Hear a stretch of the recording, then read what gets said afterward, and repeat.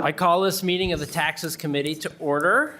First order of business is approval of the minutes. Representative Elkins, do I have a motion to move the minutes of the April 29th, 2025 meeting? Yes, Mr. Chair, these look fine. I'll move their approval. Great, thank you, Representative Elkins. Is there any discussion? Hearing none, all those in favor of approving the minutes signify by saying aye.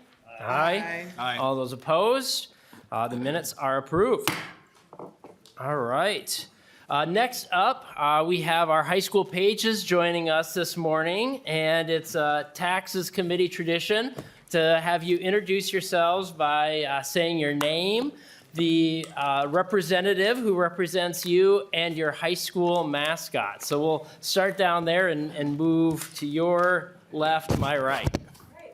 Hi, my name is Joe Knorr. I'm from St. Paul, so right here. I go to Highland Park Senior High School. Our mascot is the Scots, and I'm represented by Dave Pinto.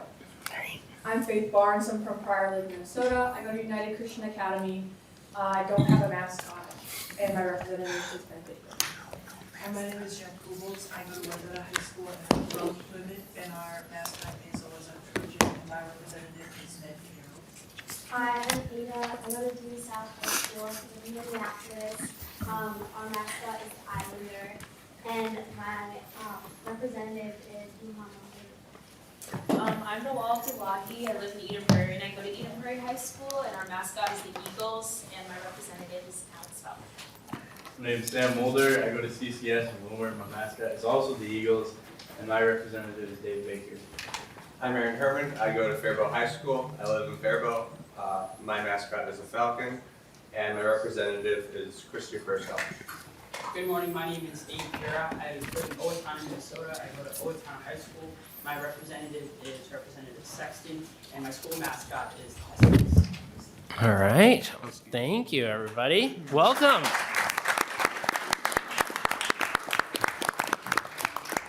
We're glad to have you with us here this morning. This morning we are focused on the 2025 House tax bill. We've got Chair Davids, we've got Chair Gomez co-presenting the bill. Chairs, do you have any opening remarks before we start moving the amendments, or do you want to just move straight to that? Yeah, go to the amendments, Mr. All right. So we'll begin by having Chair Davids move House File 2437 be re-referred to the Ways and Means Committee. Next, we will add the DE amendment. Chair Davids, would you like to move the amendment coded A25-0075? So move, Chair Norris. Any discussion on the DE amendment? All those in favor, say aye. Aye. All those opposed? The amendment is adopted. Next, we will move the author's amendment coded A1. Chair Davids, would you like to move the amendment coded A1? Chair Norris, I'll move the amendment A1, and maybe we could have some nonpartisan staff discuss it with us here. That'd be great. Can we have one of our nonpartisan staff walk through the amendment? Looks like we've got Mr. Williams. Chair Norris and members, the author's amendment mostly makes technical changes to the underlying bill. Section 1.3 to 1.4 of the author's amendment are a substantive change. It's adding a data classification for the electronic political contribution filing system, so that in addition to classifying data as private data on individuals, it would classify some data as public or non-public data. Lines 1.5 to 2.11 of the author's amendment is mostly technical. It just moves uncodified language into a codified section.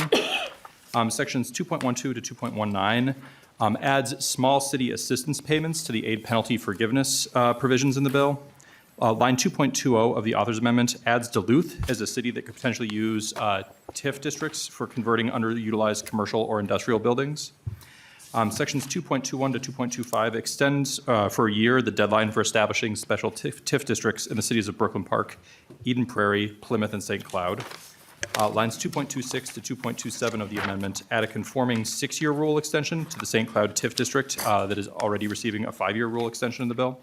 And lines 2.28 to 2.29 of the author's amendment are conforming technical changes. Great, thank you, Mr. Williams. Any discussion on the A1 amendment? Seeing none, all those in favor of the A1 amendment, say aye. Aye. All those opposed, the amendment is adopted. All right, so next, we will have House Research give a brief overview of the provisions in the bill, and then House Fiscal will walk us through the spreadsheet. So starting with Articles 1 and 2 of the bill, we have Mr. Clayman and Mr. Williams. Mr. Williams to start. Chair Norris and members, Mr. Clayman and I are going to bounce kind of back and forth through the sections Okay. as we go. So on page 1 of the summary and also some further sections of the bill, sections 1, 2, and 8 of Article 1, those provisions establish an electronic filing system for the political contribution refund. And Mr. Clayman will handle the next section. Mr. Clayman. And Mr. Chair and members, Article 1, Section 3 is the beginning farmer credit provision relating to the Priority Act application deadline. Mr. Williams. Chair Norris and members, sections 4 and 20 are provisions repealing the ability to assign education credits that was originally in the governor's bill. On page 2 of your summary, in sections 5, 16, and 19 of the bill, that's provisions establishing a direct free filing of individual income tax returns. Section 6 and 12 of the bill, it's on page 3 of the summary, is the provision establishing an income tax subtraction for coerced debt. Section 7 of the bill, that is also on page 3 of the summary, establishes a new subtraction for employer student loan payments by critical access dental clinics. That one has an amendment from when it was heard in committee to sort of cover situations that would happen if the federal existing employer student loan exclusion expired. Section 9 of the bill, page 3 of the summary, is language establishing a baby bonus within the Minnesota Child Credit. In the amendment, the baby bonus would be $100 for a child or a taxpayer who has a child born during the taxable year, and it's effective in tax year 2028. Mr. Clayman. And going off of page 4 of the bill summary, at the top, Article 1, Sections 10 and 11, these are the short line credit, transfer, and credit certificate provisions. Section 12, I believe Mr. Williams is going to handle that one. Actually, Mr. Chair, I think Mr. Williams already went over Section 12. Sections 13, 14, and 15 of Article 1 relate to the Minnesota housing credit, and those relate to the workforce housing provisions, and also the Section 14 contains the provision that allows program funds to be used for supportive services. Mr. Williams. Chair Norris and members, on page 5 of the summary, that's language establishing a temporary income tax subtraction for stipends that were included in a collective bargaining agreement agreed to by SIU Minnesota. And then section 20 on the final page of Article 1 in the summary is just the full repealer of the education credit assignment. Chair Norris, that concludes Article 1, and we're happy to pause for questions at this time. Mr. Clayman. Mr. Chair and members, my apologies. I neglected to mention on page 5 of the summary, section 17, is the IRA contribution provision that allows for the correction of certain errors. Thank you, Mr. Clayman. Members, any questions on Article 1 of the bill for nonpartisan staff? All right, moving on to Article 2. Mr. Williams. Chair Norris and members, Article 2 pertains to sales and use taxes, excise taxes, and local sales taxes. So on page 6 of the summary, section 1, that's a transfer from the Department of Revenue's Service and Special Recovery Fund to the general fund in fiscal years 2028 and 2029. It's a $3 million transfer. Sections 2, 5, and 6 of the bill, or of the article, establish a vendor allowance for the sales tax. It's for vendors who collect the sales tax. It's modified from the version that we heard in committee in that the vendor allowance would not apply to legacy sales tax collections. And in addition, the vendor allowance rate would be 0.254 in the current biennium and 0.159% in the tails. And finally, the vendor allowance would be limited to retailers with sales tax liability that was not more than $20,000, or was more than $20,000 and not more than $250,000. Chair Norris and members, section 3 and 4 of the article are the land clearing sales tax exemption that was heard in committee. Mr. Klayman.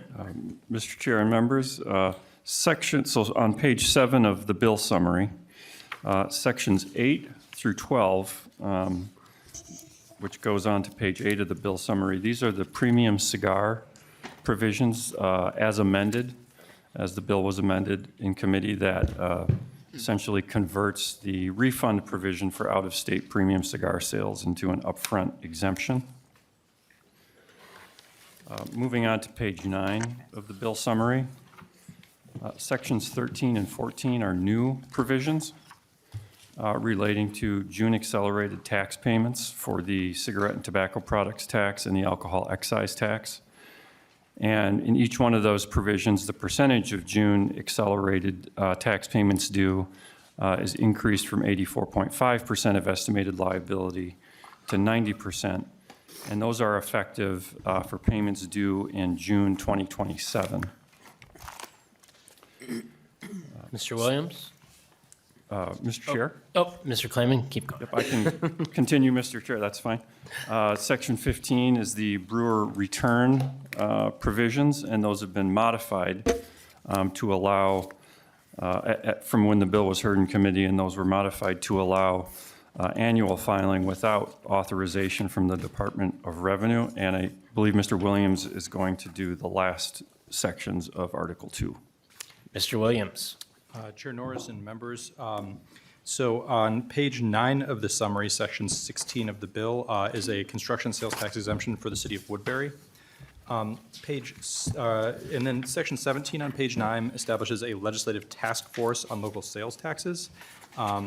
And I would note that we accidentally skipped over one section that's on page 7 of the bill summary.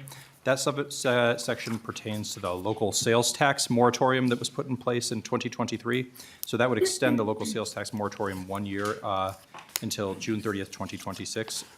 So the idea being that the task force would meet between now and the expiration of that moratorium. And Chair Norris, that concludes Article 2. All right, any questions for our nonpartisan staff on Article 2? Yes, Representative Harder. Thank you, Chair Norris. Okay, my question has to do with that temporary moratorium. And I just need a little more explanation because it says local sales and use taxes. Does this apply to the transportation part too, or is this just at the city level or the county? Can I just get more explanation on that? Mr. Swanson. Mr. Chair and Representative Harder, this would not apply to the county transportation sales taxes. These would, this moratorium applies to new local sales taxes enacted by local governments where they'd have to come to the legislature for approval, or any modifications to existing local sales taxes. Representative Harder. Thank you for that. All right, any other questions on Article 2? All right, moving on to Articles 3 and 4, Mr. Swanson. Mr. Chair and members, Article 3 of the bill is the property taxes article, and this can be found on page 10 of your summary. Section 1 of Article 3 extends the property tax exemption for hangars at airports owned by local units of governments to those used for the manufacture of aircraft. This section also contains a 12-year, 50% reduction in net tax capacity for hangars and other airport property located at an airport owned by a city with a population greater than 50,000 but less than 150,000. Section 2 of Article 3 is the provision related to the Alliance Court decision. This would limit the property tax exemption for charitable rental housing so that the exemption is not available to rental housing if it is only furthers the charity's purpose by providing housing to those based on income characteristics. Sections 3, 9, and 10 of Article 3 are the attachments and appurtenances provision that clarify how the distribution systems of electric utility co-ops are taxed. Sections 4, 5, and 6 all contain property tax exemptions for properties owned by tribes. So Section 4 and 6 provide property tax exemptions for properties owned by the Leech Lake Band of Ojibwe and the Mille Lacs Band of Ojibwe in Minneapolis. And Section 5 of Article 3 provides a property tax exemption for 5 parcels of land in Cook County owned by the Grand Portage Band. Section 7 removes the requirement that community land trust property receiving the 4D2 property tax classification be valued based on the normal approach to valuation without any regard to the fact that the properties are community land trusts. Section 8 of Article 3 increases the disabled veterans homestead market value exclusion amounts. So the exclusion available to veterans with a disability rating of at least 70% would be increased from $150,000 to $175,000. And the exclusion available for veterans with a 100% total and permanent disability would be increased from $300,000 up to $350,000. Sections 11, 12, 13, and 14 all increase the maximum household income limit for the senior citizens property tax deferral program from $96,000 up to $110,000. Sections 15, 16, 17, and 18 would allow local units of government to abate property taxes on property that will be used for development of affordable housing and on property that is held by a land bank organization for future development. Section 19 of Article 3 extends the property tax exemption for property owned by the Bloomington Port Authority that is being held for economic development purposes. The current law exemption on this property is set to expire after 2025, and this provision would extend that exemption through 2031. Section 20 provides a property tax exemption for taxes paid in 2021 and 2022 on the Red Lake Nation College property in Minneapolis. This section also provides a state payment for the taxes attributable to the exemption.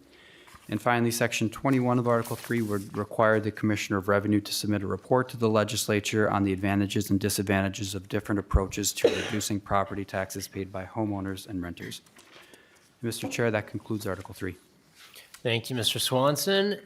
Any questions from members on Article 3 for our nonpartisan staff?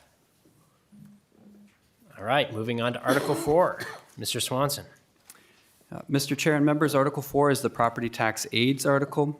Sections 1, 3, 4, and 5 all provide LGA penalty forgiveness for the cities of Alpha, Odin, Stewart, and Trotsky.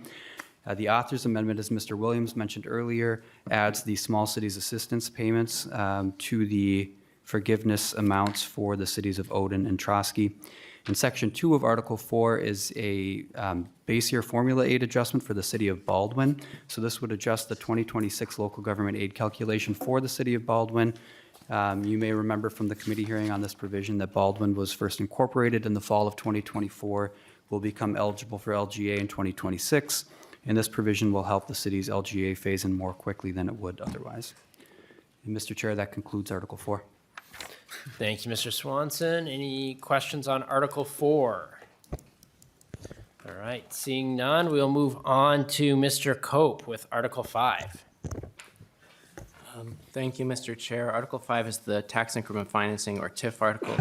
Sections 1, 2, and 10 of that article would grant special legislative authority to the cities of Minneapolis, St. Paul, and Duluth that would allow them to establish redevelopment TIF districts for underused or vacant commercial or industrial properties.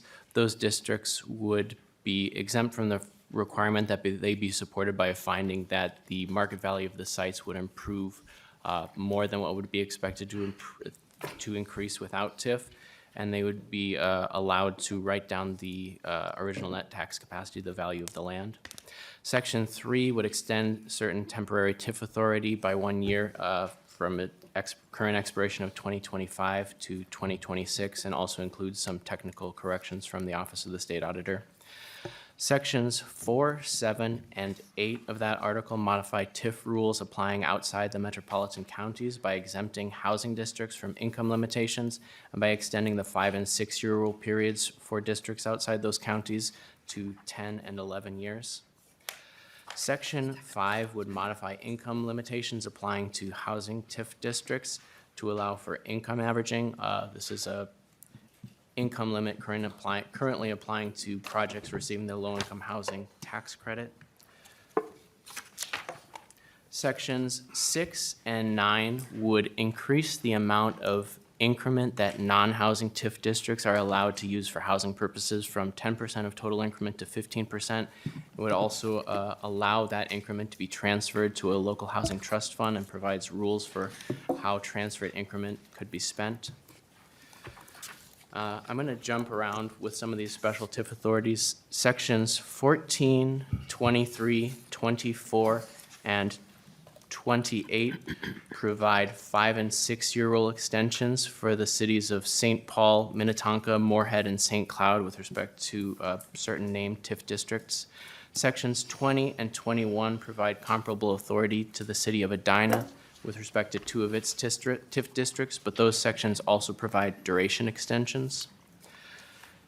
Sections 15, 16, 17, 18, 26 and 27 would provide comparable authority to establish up to 2 special redevelopment districts for the cities of Brooklyn Center, Brooklyn Park, Eden Prairie, Plymouth, and St. Cloud.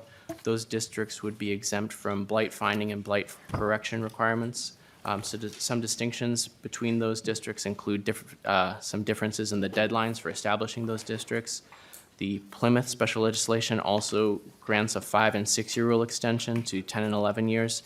And Brooklyn Park would be receiving this special authority for 3 different sites. Sections 22 and 25 grant special legislative authority to the cities of Marshall and Oakdale that would extend the temporary TIF authority that's modified in Section 3 of this article to further extend it to 2027. And Mr. Chair, that concludes the walkthrough of Article 5. Thank you, Mr. Cope. Questions on Article 5 from members? All right, proceeding with Article 6. Once again, Mr. Cope. Thank you, Mr. Chair. Article 6 is the public finance article. This is the public finance bill, House File 2730. That concludes the walkthrough of Article 6, Mr. Chair. I'm happy to answer any questions. Very well, Mr. Cope. Efficiency in government, right there. Any questions from members? All right, back to Mr. Swanson with Article 7. Mr. Chair and members, Article 7 is the miscellaneous article. Sections 1 through 7 and Section 9 all make changes related to the Tax Expenditure Review Commission. These changes would modify the requirement that bills creating, renewing, or continuing a tax expenditure include a purpose statement and would replace that requirement with a requirement that the chairs of the tax committee in the Senate and the House would submit a statement of purpose to the Tax Expenditure Review Commission within 60 days of the enactment of a tax expenditure. These sections would also permit the Commissioner of Revenue to designate another individual to represent the Commissioner at TURC meetings. They would require the Commissioner to convene the first meeting of the Commission, and they would require the Tax Expenditure Review Commission report to be submitted to the Legislature by February 15th instead of December 15th. Section 8 of Article 7 raises the State Agricultural Society's debt limit for state fair bonds from $30 million up to $50 million. Section 9 of Article 7 is again just conforming changes related to the TURC provisions I just covered. Sections 10, 11, and 12 reduce the penalty for failing to provide renter with the certificate of rent paid from $100 to $50 and then establishes a new $50 penalty for failing to provide DOR with a copy of the certificate of rent paid. These sections also establish a new requirement that the owners and managing agents of rental properties submit that certificate of rent paid to the Commissioner of DOR. Under current law, DOR has the authority to require this, and it has been required in practice. Section 13 of Article 7 creates a 4-year limitation on Sustainable Forest Incentive Act payments to no more than 100% of the property tax that would be paid on the forest land in the prior year, according to the SFIA formula calculation. After any SFI payments have been adjusted to that limit, all SFI payments are then adjusted proportionally so that the overall payment amount equals the fiscal year threshold limit established by that section. Section 14 of Article 7 establishes a permanent rate of 0.5% for the credit for research under the provider tax. Section 15 of Article 7 modifies the timing of when a pharmacy may apply for a refund of the legend drugs paid to a wholesale drug distributor for drugs that the pharmacy then delivers outside of the state. Under current law, a pharmacy can only apply for the refund when it files its annual return. Under this provision, they would be able to apply for and receive refunds throughout the year. Section 16 removes the 20% dedication of the cannabis gross receipts tax to the local government cannabis aid account, which gets repealed later on in this article. Section 17 of Article 7 allows certain nonprofits that receive donations for resale to qualify for the lower solid waste tax rates that are applicable to residential properties. Section 18 requires additional earmarks of revenues from the solid waste taxes for SCORE grants in fiscal years 2026 and 2027. Sections 19 through 23 would establish a 10-year pilot program within the cities of Minneapolis and St. Paul for land value taxation districts. These provisions would allow those two cities to establish these districts within their city boundaries. Moving on to Section 24 of Article 7.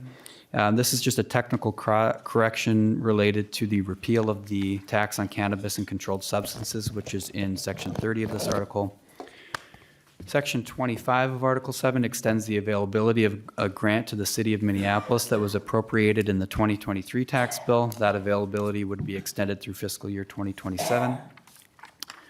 Section 26 cancels to the general fund any balance in the local government cannabis aid account. Section 27 increases the fiscal year 2029 base for taxpayer assistance grants and tax credit outreach grants by $1.2 million. Section 28 of Article 7 appropriates $520,000 in fiscal year 2026 to the Commissioner of Revenue for a grant to the Brow Review Public School District. The district would be able to use the grant for costs related to the construction of a new pre-K through grade 12 school building and a new gymnasium. Section 29 provides $400,000 appropriation to the city of Minneapolis for Emerald Ash Borer financial assistance payments. And finally, Mr. Chair and members, Section 30 contains a repealer, and this would repeal the tax imposed on illegal cannabis and controlled substances, and it would repeal the local government cannabis aid program. Mr. Chair, that concludes the overview of Article 7. Before going on to questions, I'll just note that Articles 8, 9, and 10 are all the Department of Revenue Policy and Technical Bill as amended when it was heard in committee. Thank you, Mr. Swanson. Members, any questions on Articles 7 through 10 for Mr. Swanson? All right. Seeing none, we'll move on to House Fiscal to walk us through the spreadsheet for the bill. We'll start with Ms. Templin. Thank you, Chair Norris. Good morning, members. Before you, you should have a spreadsheet that is updated with the date May 5th, 2025 at 5:33 p.m. My colleague, Ms. Highmark, and myself will be going through the tax revenue and property tax aid section of the spreadsheet. This spreadsheet is based on two amendments, the A25005 and the A1 amendments, and it shows changed provisions only.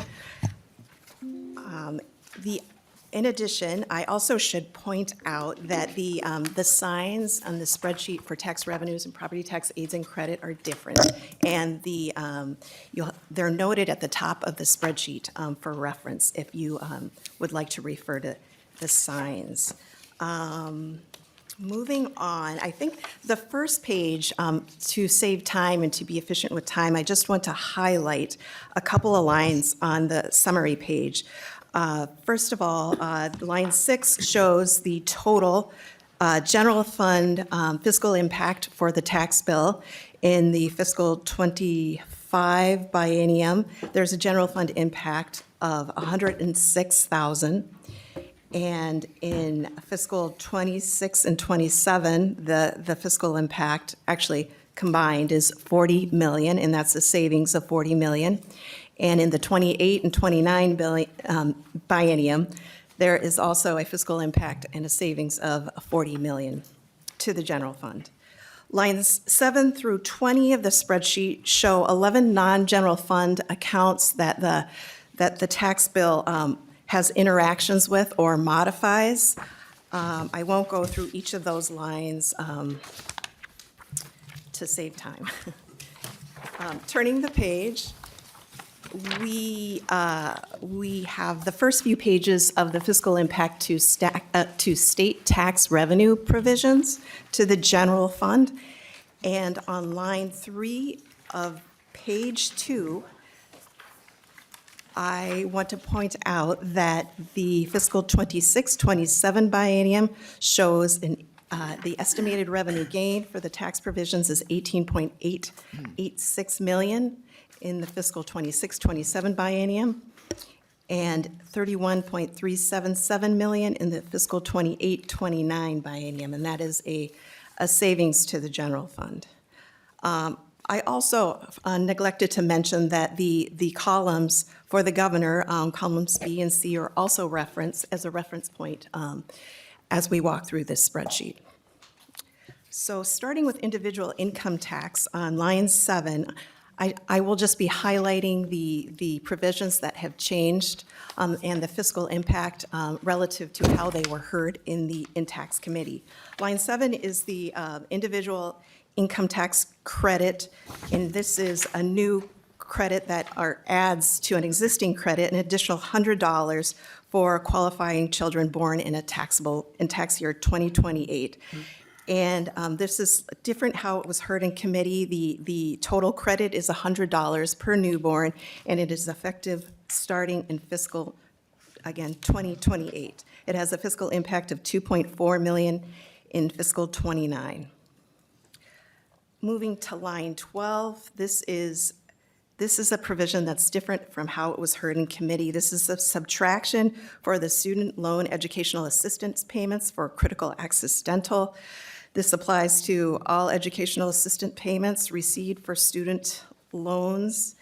This has a fiscal impact of $70,000 in fiscal 27 and $70,000 each year afterwards for a total fiscal impact in the tails of $140,000. All other provisions are either the same as how the fiscal impact was heard when the bill was heard, or they are provisions that have a zero cost. Moving on to the sales tax section of the spreadsheet, on line 21, this is a new provision. This is a vendor allowance. This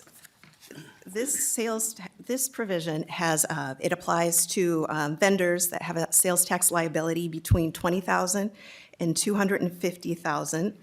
And as my colleague Mr. Williams also mentioned, it has a rate of 2.54% in fiscal 26 and 27 and 1.59% in 28-29. The fiscal impact of this allowance is a general fund cost of $6.870 million in fiscal 26 and 27 and $4.890 million in 28 and 29. Lines 22 through 25 are provisions that are the same as how they were heard in tax committee. These provisions also have legacy fund impacts and other non-general fund impacts, and I will briefly mention those in another spreadsheet.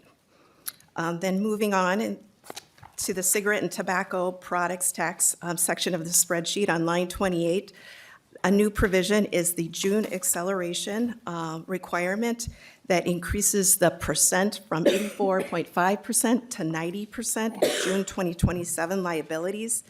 This applies to just cigarette and tobacco wholesalers and distributors with tax liability over $250,000. This has a fiscal gain to the general fund of $2.830 million in fiscal 26 and 27, and an $80,000 cost in 28 and 29. All other provisions are the same in this section as how they were heard in committee. So turning the page to page 3, the liquor, wine, and beer tax section of the spreadsheet is line 34 is a new provision. Again, this is the June acceleration, but this applies to the distributors of alcohol. And this has a revenue gain of $730,000 in fiscal 26 and 27, and $440,000 in fiscal '28 and '29. The cannabis gross receipts tax, starting on line 36, this provision is the same as how it was heard in committee, so there are no changes. Starting on line 40 is the other net revenue section of the spreadsheet. And there is on line 42, the solid waste management tax, and there is a dedication of the solid waste tax receipts in fiscal '26 and '27 of $354,000 in fiscal '26 and '27, and $1.493 million in fiscal '28 and '29. That concludes the state revenue tax portion of the spreadsheet that affects the general fund. Pages 5 through 6 are the non-general fund provisions, or tax provisions that have non-general fund impact. Lines 3 through lines 29 on page 4 are all legacy fund fiscal impacts. So any sales tax provision that had a general fund impact also has a legacy impact. I won't go through the fiscal impact to each of these funds, but they are on lines 3 through 29. At the bottom of page 4, there is a fiscal impact to the environmental fund. Moving to page 5 on line 33 with the dedication of the solid waste management tax. It has a fiscal impact of $354,000 and $1.493 million, and this is a revenue gain to the environmental fund, to the SCORE grants. Lines 36 through 39 are the same as how they were heard in committee. Lines 42 are, these are, again, interaction impacts with sales tax provisions that have non-general fund impact. In addition to the legacy, they also have an impact to the transportation advancement account. And the provisions and the fiscal impact are listed. I won't go through those. Line 50 of the spreadsheet is the tax modernization account. This is a special revenue fund, and on line 53, there is a transfer in to the general, from the general fund to the tax modernization account of $2.397 million in fiscal '27. Line 54 of the spreadsheet shows spending for the establishment of a direct free file system, and this has a cost to the special revenue fund of $3.651 million and $3.746 million in fiscal '28 and '29. Turning to page 6 of the of the non-general fund spreadsheet, line 69 of the spreadsheet on page 6 shows a new item. It is on line 71, and this affects the service and recovery account in the special revenue funds. This is there is a transfer out of the local sales tax account administered or collected by the Department of Revenue of $3 million in fiscal 28 and fiscal 29. For those two fiscal years, for a total of $6 million in the 28 and 29 biennium. And then on line 75, there is also an interaction impact with the vendor allowance to the Housing Assistance Fund, and the fiscal impact there is also listed.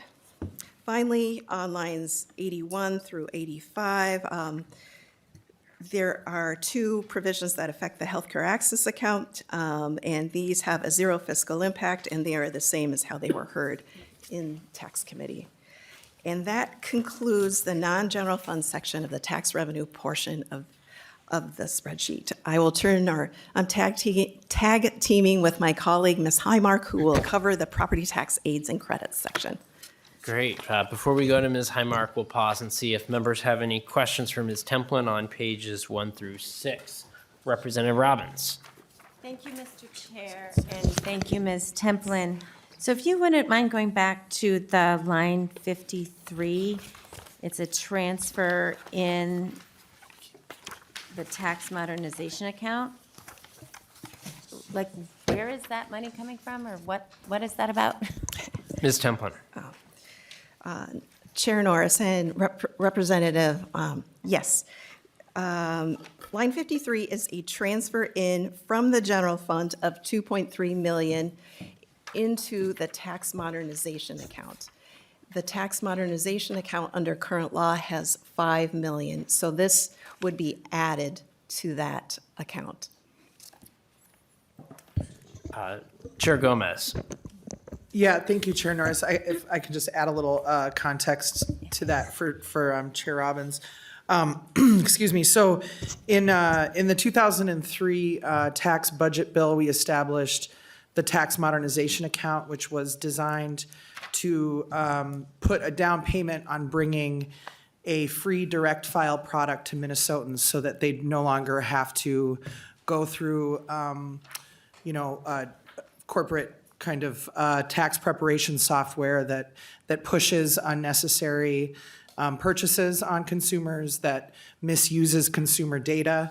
And, we have all of the information that we need to provide that kind of service to Minnesotans so that they can just interface directly with the Department of Revenue on their, making sure that they're filling out their forms, paying their taxes, or getting their refunds, rather than having to go through that outside third party that has their own profit motivations for providing that product to Minnesotans. So thank you, Mr. Chair. Representative Robbins. Thank you, Chair Gomez and Ms. Templin. I appreciate the clarity. I wasn't sure what that was about. Now I understand. Thank you. Thank you. Any other questions for Ms. Templin? All right, seeing none, we'll move on to Ms. Highmark. Mr. Chair and members, I want to turn your attention to page 7 of the spreadsheet. This is the general fund portion that reflects the property tax aids and credits. I do want to highlight that the signs are different on this spreadsheet. Positive numbers on the spreadsheet represent expenditures, and negative numbers represent cost savings. I'm going to draw your attention to line 3. Column H is the House provisions for fiscal 2025. There's a total net changes. The cost of the provisions in the tax bill are $106,000 in fiscal 2025, a total savings of $21.22 million in fiscal 26 and 27, and a total cost savings of $8.623 million in fiscal 28 and 29. Similar to my colleague, Ms. Templin, I'm going to highlight the provisions that have changed compared to how they were heard in committee. First, want to draw your attention to lines 8 and 9. Those are the property tax exemption, the attachment and appurtenances provisions. Those are unchanged from how they were heard in committee. Lines 10 through 13 are provisions in the governor's tax proposal, and those are not included in this tax bill. Line 14 and 15 are the property tax modifications for Alliance Housing. These are unchanged from how it was heard in committee. Lines 16 through 27 are property tax exemptions that are unchanged from how they were heard in committee. Line 28 and 29 are a property tax abatement for land bank property, which is unchanged from how it was heard in committee. Line 30 and 31 are the community land trust provisions that are also unchanged from how they were heard in committee. Lines 32 through 34 are the market value exclusions for disabled veteran households. This provision is changed. The exclusion amounts are lower than the amounts that were in the as introduced version of this bill. Lines 35 and 36 are the discharge debt subtraction provisions that are unchanged from how they were heard in committee. And we can turn to page 8. Lines 37 and 38 are land value taxation districts. The change in this provision is it is a pilot program, and the cost of these provisions are an unknown positive or negative fiscal impact in fiscal 26, fiscal 26 and 27, and fiscal 28 and 29. I'm going to skip lines 44 through 47, which are governor proposals that are not included in this tax bill.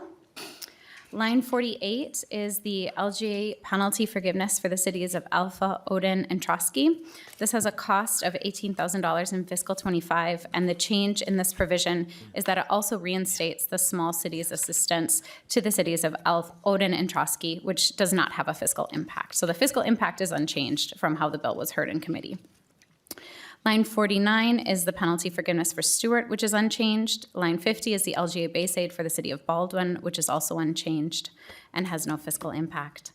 Line 51 is a grant to the Browerville Public Schools. This grant has a cost of $520,000 in fiscal 26 and 27. This is changed from how it was heard in committee because this is a grant rather than a sales tax exemption. However, the fiscal impact is the same. Line 52 is a grant to the city of Minneapolis for Emerald Ash Borer aid. This has a cost of $400,000 in fiscal year 26 and 27, and this is different from how it was heard in committee because the grant amount is lower. Lines 53 and 54 have no fiscal impact because they're an extension of an existing grant, and this is unchanged from how it was heard in committee. Lines 58 through 62 or governor's provisions that are not included in this bill, so we'll skip over those. Moving on to line 63, this is a transfer out from the general fund to the tax filing modernization account that my colleague Ms. Templin mentioned. This has a cost of $2.397 million in fiscal 28 and 29. Line 64 is a transfer in from the Service and Recovery Special Revenue Fund of $3 million in the fiscal 28 and 29 biennium for a total cost of $6 million. Line 65 and 66 are taxpayer assistance grants and tax credit outreach grants. These provisions are different than how they were heard in committee. The amount is different. It's slightly higher per fiscal year. However, it starts in fiscal 2029, whereas in the original bill, it started in fiscal 2026. Lines 67 and 68 are two provisions. Line 67 is a provision regarding the local sales task force. That's very hard to say. Line 67 has a cost of $70,000 in the fiscal 26 and 27 biennium. And line 68 is a provision regarding a report from the Department of Revenue regarding strategies to reduce property taxes, which has no fiscal impact. Both lines 67 and 68 are new provisions. Turning to page 9, line 74 makes modifications to the senior property tax deferral by increasing the qualifications regarding income limitations. This is slightly different from how it was heard in the original bill. The original bill also modified the duration in which seniors were required to reside in their homes. This provision only includes the increase for the income limits. We can now move to page 10, which are the non-general fund provisions related to property tax aids and credits. And I'm just going to draw your attention to line 10, which is the repeal of the local government cannabis aid. The totals on line 10 show the amount that would be saved and given the repeal of the local government cannabis aid. I also want to draw your attention that the signs have flipped on this spreadsheet, so positive numbers represent cost savings. So if we look at the repeal of local government cannabis aid starting in fiscal 26 and 27, that is a cost savings of $12.5 million to this account, and then a cost savings of $31.8 million to this account in the fiscal 28 and 29 biennium. The provisions on line 13 through 18 were included in the governor's proposal, but are not included in this bill. And with that, we'll go to the final page of the spreadsheet. Page 11 shows all of the provisions included in the tax bill with no state cost. And with that, Mr. Chair and members, I'm ready to stand for questions. Hey, thank you, Ms. Highmark. Members, any questions on her portion of the spreadsheet? Representative Whitty. Thank you. Can you just explain the Emerald Ash Borer Aid Grant and who's eligible for that?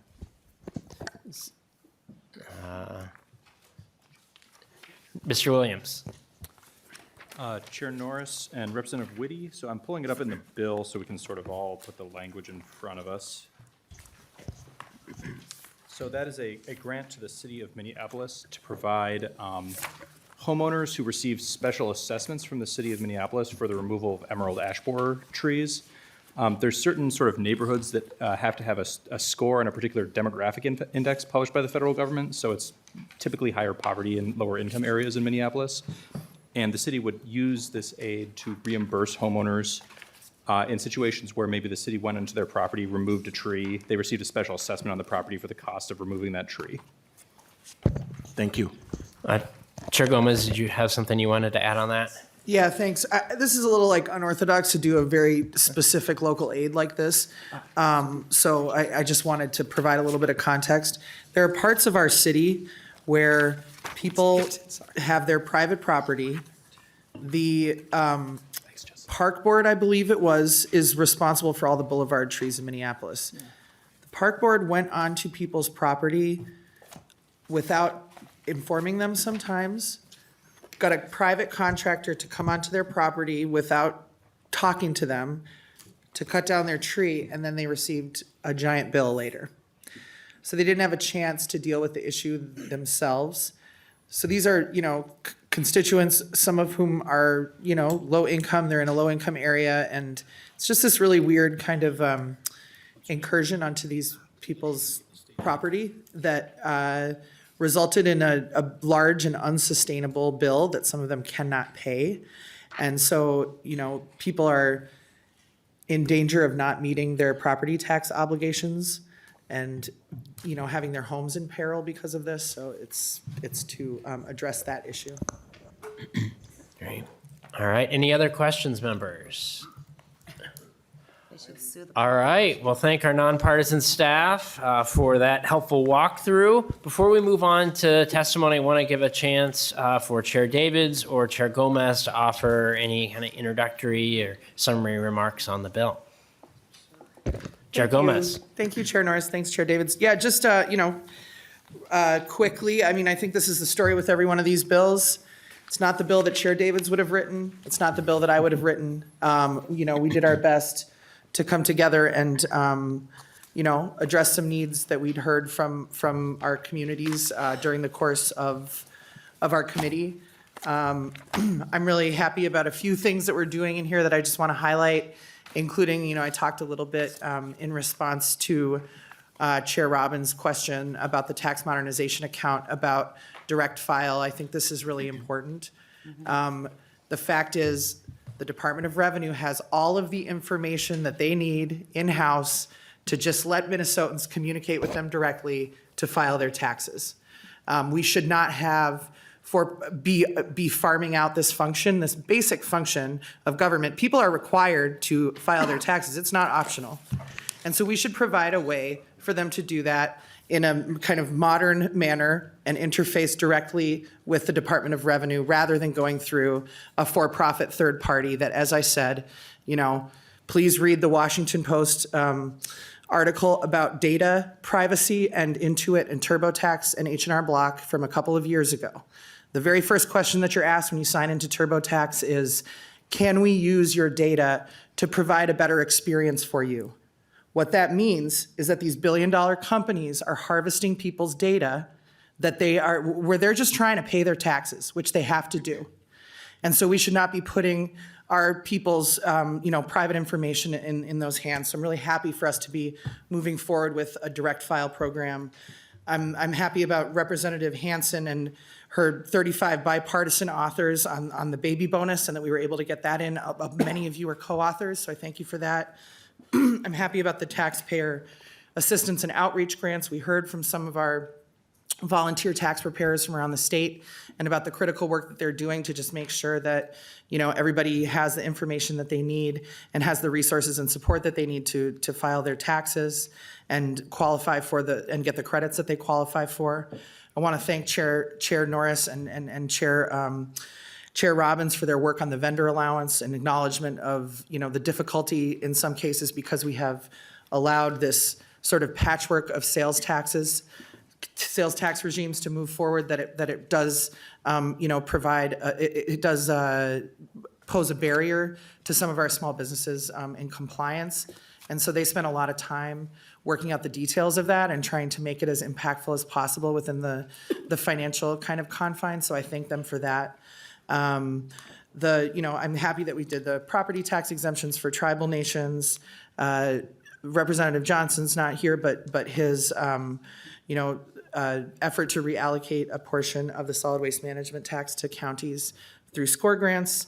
We did some important no-cost stuff, Alliance Housing, Turk changes, attachments and appurtenances, PCR modernization, and I'm proud that we limited property tax shifts in this bill. I think that we heard a lot from our local governments. We didn't do perfectly in not creating property tax shifts, but I'll say that we did our best to limit them. And I'm also proud that we limited permanent erosion of the tax base, so that to ensure that we're not contributing to, our kind of challenges in meeting our financial obligations to the people of Minnesota down the road. So thank you, Mr. Chair. And I think that, Chair Davids and I really have appreciated our relationship and, him and his team and their kindness and warmth toward us. And I appreciate all the members of the tax committee for contributing to what has been, I think, really pleasant tax committee for the last few months. And so people are always, when they hear us around, they're like, why are you talking about taxes and laughing all the time? I'm like, well, that's what we do. So, so I appreciate all the tax talk and all the laughter that we've had together. So thank you, Mr. Chair. Chair Davids. And Chair Norris, we were charged with putting a bill together that could pass this committee, and then with the old 68, 34 and 1, 68 votes in the House, 34 in the Senate, and one governor to sign it. We were to cut $80 million, and we did that. And the way it looks to me, unless I'm missing something, LGA, local government aid to cities, is intact. Very important cities, very important counties. CPA is intact. This bill helps a lot of people. We did not touch PILT, very important. I think as we further discussion for SFIA, there'll be further discussion there. AIS, we did not cut. So to come in and have the charge of cutting $80 million, and then I think that this bill really protects those entities that do so much for so many people. So, and I too have really enjoyed working with Chair Gomez and her staff. And I think we'll wrap up with the thank yous maybe at the end as each testifier gets 30 seconds to testify. So, thank you, Mr. Chair and members. Thank you, Chair Davids. We are going to move on to our testifiers. First, we've got Commissioner Marquardt. And then after Commissioner Marquardt, we'll begin with Alexandra Fitzsimmons. The hot seat's between us, we decided. So I'm going to sit here and you sit in the middle. We're just trying to maximize, we're trying to intimidate.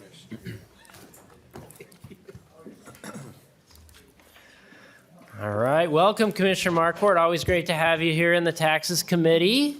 Please introduce yourself for the record and proceed with your testimony. Well, thank you very much, Mr. Chair and Chair Gomez, Chair Davids. A huge thank you for allowing me to testify to House File 2437 as amended. And I really want to also thank you for putting together a good, solid bill that is going to help Minnesotans. And very much appreciated hearing the governor's bill. I think not once, but twice you actually had the governor's bill here, and very much appreciated And where a former tax chair used to talk about bipartisan tax bills, this is truly a bipartisan tax bill. So congratulations, that's not easy to do. So also thank you for putting a number of the governor's provisions in, the attachments and appurtenances. That's all I'm going to say. I don't want to jinx it. Maybe we can get that through this year. The short line railroad tax credit transfer, dealing with the Alliance case, even though not the exact same language, but protecting the tenants, which I think is really going to be important.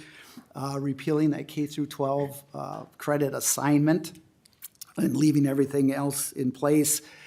There's the penalty increase on the CRPs, which will make sure our renters credit helps renters. I do want to say that the advocates, when they moved the renters refund to the renters credit, one of the main reasons was to increase the number of people that would take the credit. So last year, 323,000 renters took the refund. This year, as of April 15th, and that number is going to increase, it's 354,000. That's an increase of 10%. So it's doing one of the big things that it was meant to do. Also, a big thank you for putting that very controversial Department of Policy and Technical bill in here. That's much appreciated. Yes, I know it was tough to do that.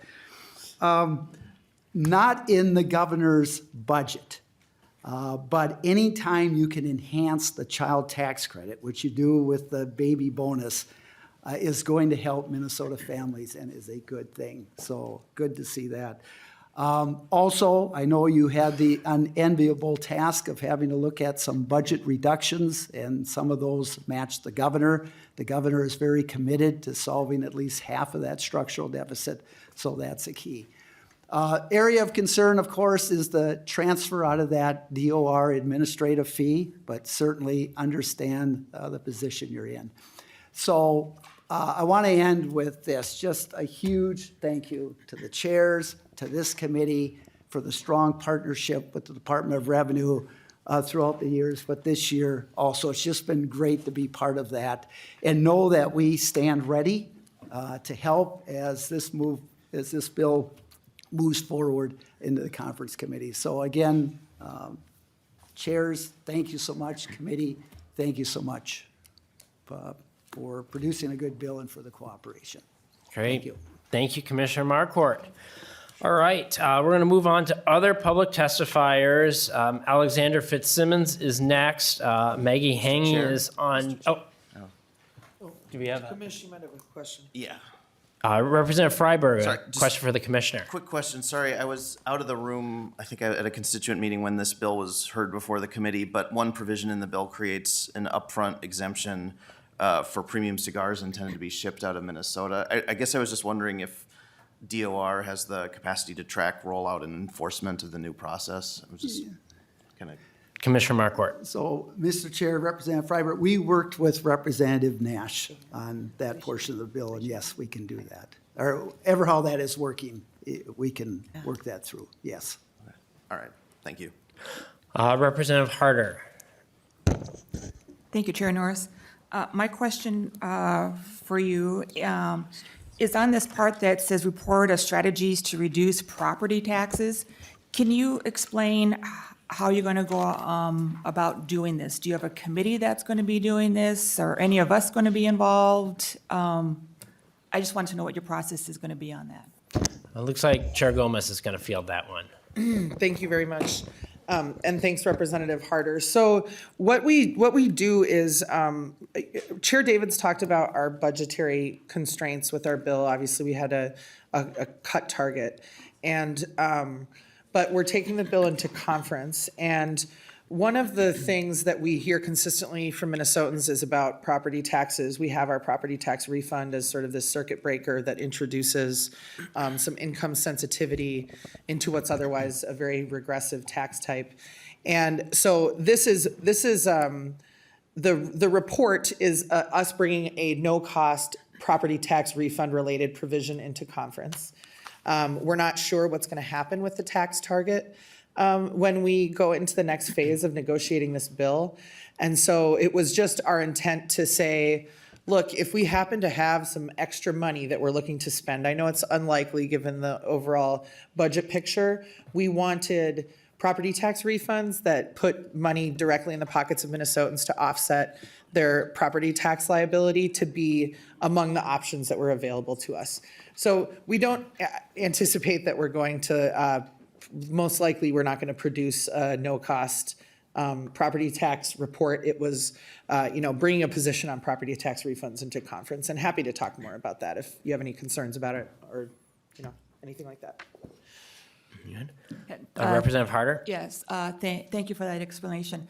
I think I've said before that that as a state, we are overtaxed on many levels. Like, for example, and this hasn't to do with property taxes per se, but we have a lot of jurisdictions that are doing their own taxes. The state has a tax, the county has a tax, now the city has a tax. I mean, I'm paying 3 taxes on one item. That doesn't have to do with the property taxes.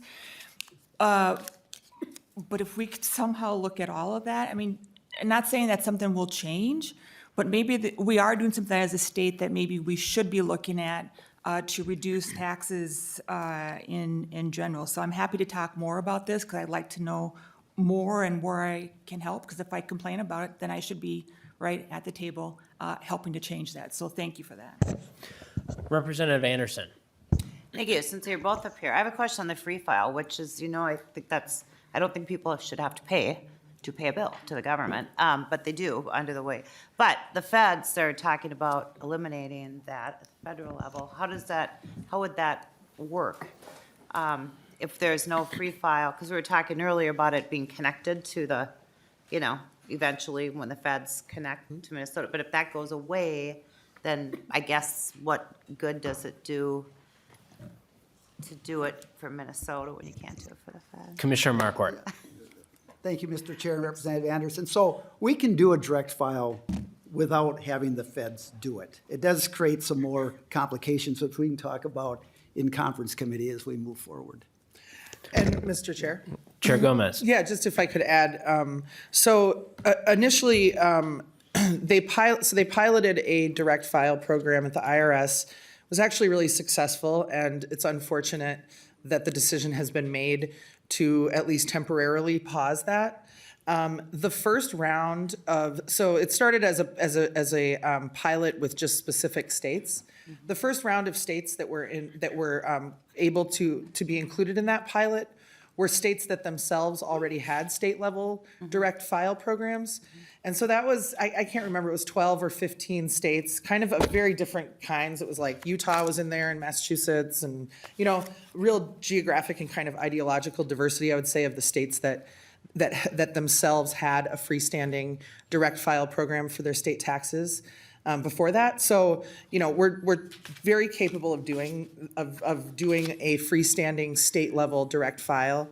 And that's the intention here, is that there was sort of 2 ways to go. One which would have linked us up with a federal free file, and one which would not, and so we're moving forward with the one that does not. I'll just tell you that, I'm kind of middle-ish income person, and when I file my taxes, I don't use TurboTax anymore. I found a better one if anybody wants to know. But I always end up, I'm kind of average income Minnesotan. My federal taxes I can file for free. I always pay for my state taxes. It's 20 to 40, 50 bucks. But so people who are kind of that middle income will still have to go and use one of the available, filing software to file their federal taxes, but then that state component, which is actually what costs most people, will be free. And all you have to do really is, we use the federal taxable income as, Yes. or FAGI as our starting point. So you kind of just transfer the number over to start out and go from there. So. Okay. All right, Yeah. good? Yeah. All right. Seeing no further questions for Commissioner Marquardt, thank you, Commissioner Marquardt. Appreciate you joining us. All right, now we're going to move on to the rest of our testifiers. We've got Alexandra Fitzsimmons, and then Maggie Hangy is on deck. I'm going to be a little more generous than Chair David's recommended 30 seconds. We're going to give people 2 minutes, but we do have to get the floor at 11, so I'm going to be fairly aggressive about cutting people off at the 2-minute mark. And there's only one seat open, but just to kind of cut down on time, if who's ever on deck can kind of move close to the testifier table so you're ready to slide in, that'll save us a few seconds. That will help. So with that, next up is Alexandra Fitzsimmons. Welcome to the committee. Please introduce yourself for the record and proceed with your testimony. Thank you, Mr. Chair. Representative Davids, Representative Gomez. Excuse me. My name is Alexandra Fitzsimmons, and I'm the Senior Policy Director with Children's Defense Fund Minnesota. Children's Defense Fund Minnesota develops and advocates for policies that improve the well-being of children and increase the economic security. We focus particular attention to the healthy growth and development of Black children, Indian children, and children from communities of color. I'm glad to be back in front of this committee today to again share our strong support for the Child Tax Credit Newborn Baby Bonus. Investing in infants, toddlers, and young families is a valuable priority for Minnesota. These early years are essential for a child's development, with 80% of brain development happening in the first 3 years of a child's life. But parents' incomes tend to be lower when their children are younger. More than a quarter of Minnesota babies are born into low-income households. 39% of Black and 28% of Hispanic infants and toddlers live in low-income households, compared to 12% of white infants and toddlers. This two-generational tax policy provides our state with a targeted opportunity to help babies, especially babies of color, explore their young worlds, form secure attachments, and grow in a more economically stable and healthier household. Welcoming a baby is an exciting time for families. Families are filled with joy. At the same time, having a baby can also bring stress and anxiety to young families. Understandably, babies are expensive. A child tax credit bonus for newborn babies can bring about several benefits. It can help reduce financial strain on parents, maintain economic stability for families at a time when family income may be waning and when an income boost is needed most, foster healthy growth and development of newborns, improve a child's future health and education outcomes, and strengthen Minnesota communities. Thank you for including the $100 child tax credit baby bonus with an advance payment option in the tax omnibus bill and prioritizing the well-being of our youngest Minnesota children. We're grateful for your time. Thank you. Thank you. Next up is Maggie Hangy, followed by Nan Madden. Welcome to the committee. Please introduce yourself and proceed with your testimony. Great, thank you. Chair Davids, Chair Gomez, Chair Norris, and members of the committee. My name is Maggie Hangy, and I'm the Assistant Director for Family Policy at the Minnesota Catholic Conference. We're the public policy voice of the state's bishops. I'm here today to applaud, just like you heard before, the inclusion of the baby bonus as an increase in the state child tax credit in Article 1, Section 9 of the DE Amendment. We are pleased that you are putting a portion of your small negative budget target and the state's resources back where it's needed most, into the hands of our families, especially those with infants. Many agree that the child tax credit is a valuable tool for Minnesota families, and the legislature once again has an opportunity to strengthen this program. The thought of bringing a child into this world can be daunting. A recent survey found that parents spend more than $20,000 during the baby's first year, not including labor and delivery. In that same survey, 26% said they're putting off having more children for financial reasons. Offering those who welcome a new child a $100 bump or baby bonus via the child tax credit could help curb some of these fears. It could also help families purchase a safer car seat, for example, instead of using one secondhand that could be at or nearing its expiration date. But families are also looking for more relief. An ideologically diverse set of organizations recently signed a letter urging legislators to expand the state child tax credit.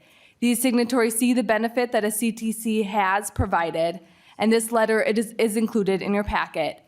Although we are grateful to see the baby bonus included, even if in a smaller form than hoped, we encourage the committee to extend the baby bonus back to the original $400 as was present in HF 2254.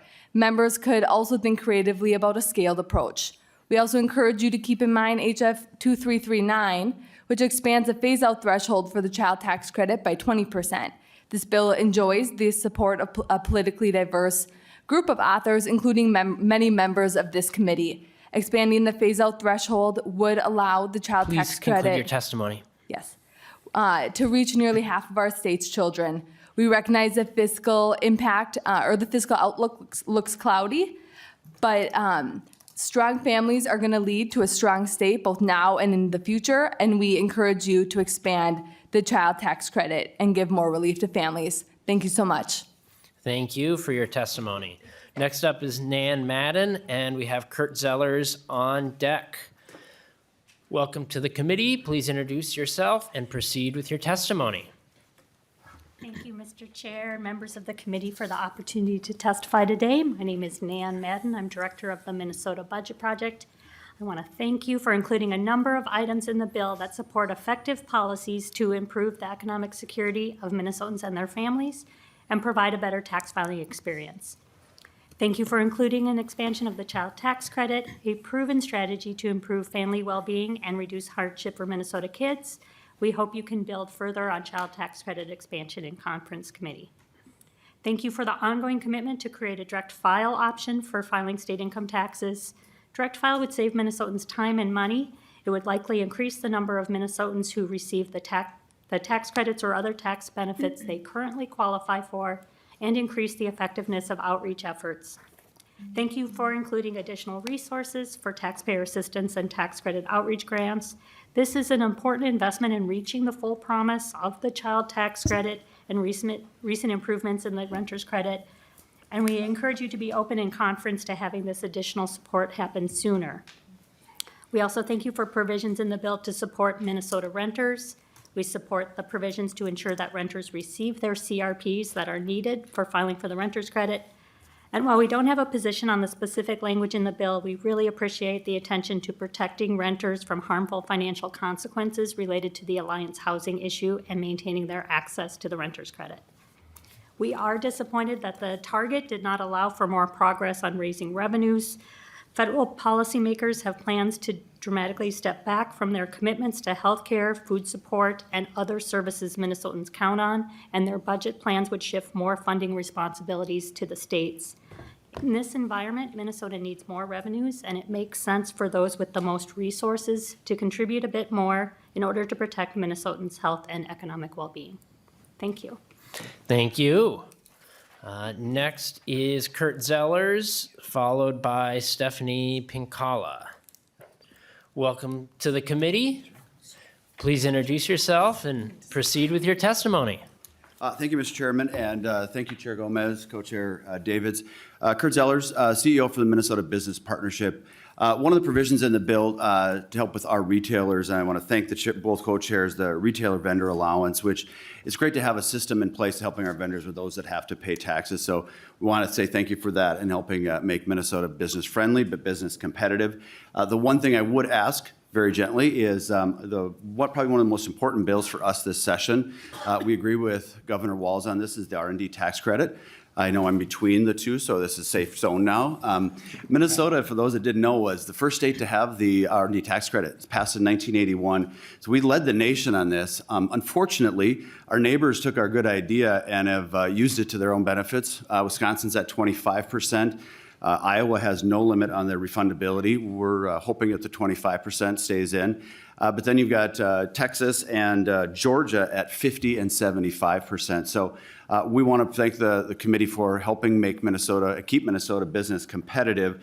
And we think in full support of the governor's proposal, our membership is all 100% behind that R&D tax credit. We hope that as the conversation continues, that will be a part of it. And anything we can do, respectfully, Madam Chair and Mr. Chair, to help with that, we'll be here to testify. But I thank you for your time, Chair Norris. I think I'm under my 60 seconds, so have fun in session today. Appreciate the timeliness. Thank you for your testimony. Next up is Stephanie Pinkala. Rick Horton is on deck. Please introduce yourself for the record and proceed with your testimony. Thank you, Chair Norris, and thank you, Chairs Davids and Gomez, for the opportunity to speak before the committee this morning regarding the delete all amendment to House File 2437. My name is Stephanie Pincala, and I'm the Government Relations Director at the Nature Conservancy, a nonprofit organization working to conserve the lands and waters on which all life depends toward our vision where people and nature thrive. I'm here to speak specifically to our concerns and the changes included in the bill affecting the Sustainable Forest Incentive Act, or SFIA, payments that were included in Article 7, Section 13. The new proposal included that adjusts and generally reduces the SFIA payment rates from fiscal years 2026 to 2029 will have a significant and negative long-term impact that will risk large tracts of forests in our state. Climate change, water quality and quantity challenges, biodiversity loss, and timber supply are all mitigated by sustaining healthy forests, and SFIA has been an important tool for doing that at a meaningful scale. With threats only increasing to all of those things I just mentioned, the forest conservation that SFIA enrollments deliver has never been more critical. SFIA prevents these otherwise highly desirable lands from being broken up into smaller parcels that threaten forest ability to maximize clean air, clean water, outdoor recreation, wildlife habitat, and forest products. Many of the landowners who participate in SFIA are private individuals, some who may be motivated to enroll by conservation outcomes, but others who enroll for the financial benefit and help deliver conservation that provides benefits for all Minnesotans. The proposed change to reduce rates beyond the existing 10% per year fluctuation that's currently allowed in statute not only breaches covenants the state has with individual landowners, it also reduces confidence in the program and disincentivizes future enrollment and the re-enrollment of those who have 80 or 20-year covenants that are coming to a close.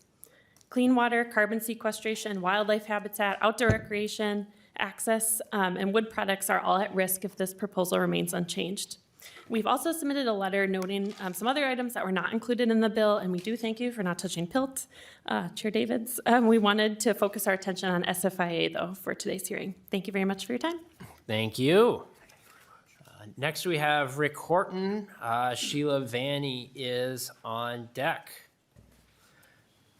Please introduce yourself and proceed with your testimony. Thank you, Chair Norris, Chair Brands, Chair Gomez for having me in committee. My name is Rick Horton. I'm the Executive Vice President of Minnesota Forest Industries. It's a trade association representing the forest products industry. I agree with everything she said, and maybe I can quit my testimony, get in on 30 seconds, but Stephanie did a great job with that. And I would direct you to your packets. There's a letter in there from a broad coalition, a very broad coalition of folks with concerns about the Sustainable Forest Incentives Act. MFI is opposed to the changes in Article 7, Section 13 of House File 2437 that cuts the payments to SFIA.